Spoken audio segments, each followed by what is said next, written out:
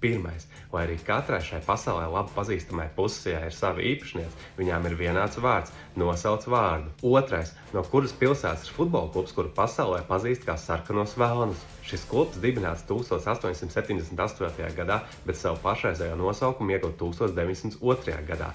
Tas ir viens no saliedātākajiem klubiem pasaulē. Kas ir šis vārds? Grieķu mitoloģijā tā sauc Gajas un upju dieva Pēneja bērnu. Šāds nosaukums ir Latvijā radītam zīmolam, kas cilvēkiem māca adīt. Tā arī sauc vienu no tēliem filmā Scooby Doo. Pirmais. Abas ir aktrises, abas ir pasaulē plaši pazīstams, abām ir vārds Emma.